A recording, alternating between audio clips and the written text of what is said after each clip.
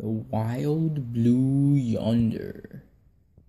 Okay, I already watched this film, so I'm not going to do any of that midway reaction film stuff. So this is a Werner Herzog film, and the other two Werner Herzog films I've watched were Even Dwarves Starve Small, which is what really got me interested in him as a director, and My Son, What Have You Done, which is, it's considered one of his worst, but I thought it was pretty good considering that it was mostly improvised by all the actors. It was interesting. It wasn't the best. And The Wild Blue Yonder is another one of those films that even a lot of Herzog fans do not think is good. I actually liked it quite a bit. What it is basically is Herzog, most of it is actually stock footage, which is interesting. And pretty much what Herzog does, he gets a narrator who says he's an alien, and he explains the stock footage, which is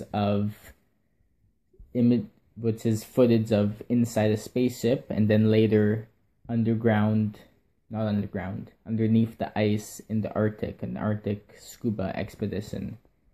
And really, I would call it filmmaking, but most of the film actually wasn't shot by Herzog. At least I don't think it was. I'm pretty sure most of it was downloaded from NASA's website or wherever the Arctic footage came from. What I would really call this is an experiment in storytelling, because that's exactly what Herzog does. He takes footage of mundane stuff shot in real life, and he creates this fantastic story about aliens and colonies that look like that look like strip malls. And I actually enjoyed it quite a bit. One of the interesting things about it was how it kind of blended reality and fiction together in a way that I'm not sure if all of the footage.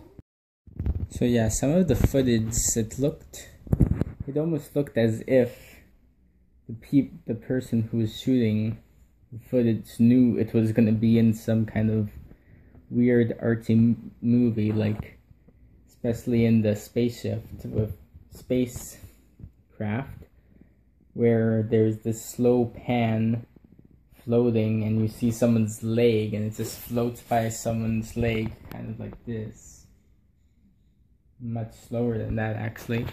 And then Herzog adds all this beautiful music to it to make it have this strange feel to it. And another thing what I found interesting was there was this scientist, Martin Lowe, it even showed his email and everything. And some of the scenes that were shot with him, he was from NASA, looked like they had some strange touches to it.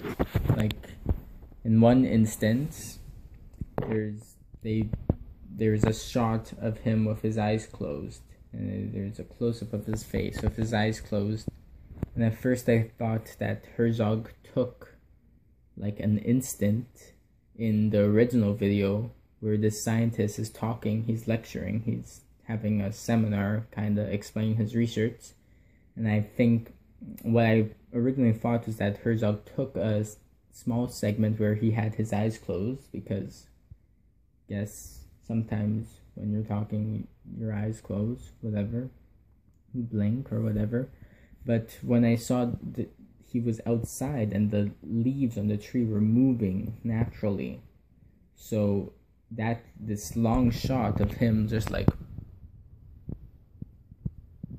was shot in real time, and I'm thinking, why would that shot be in a footage of this guy talking about his research? And he also was saying a lot of strange things about how if we were to colonize a planet, we'd build a shopping mall, which ended up being tied into the plot of the movie with the alien. And I just thought that was kind of weird that this NASA scientist would be speculating about colonizing other planets, and I thought maybe it was possible that Herzog actually shot some of these scenes with the actual scientist himself. But since there's not that much information about how this film was made, we'll never know whether everything in the film was just downloaded from NASA pretty much, or whether Herzog actually had a hand with the filming some of those segments. The acting from the narrator, whose name I forget, is great. He's always great. He was great in Deadwood, which I watched. In the TV series Deadwood. He's been in many movies. He's great all the time. So would I recommend this film? I wouldn't recommend this unless you are familiar with Werner Herzog and you've watched some of his other films that were better, like Even George Started Small. Even then, I don't think that would be the best place to start off. But that's where I started off, but whatever. A lot of people consider this film boring, and I can see how it can be seen as boring. I didn't find it boring, but I would not recommend this to the novice weird film person.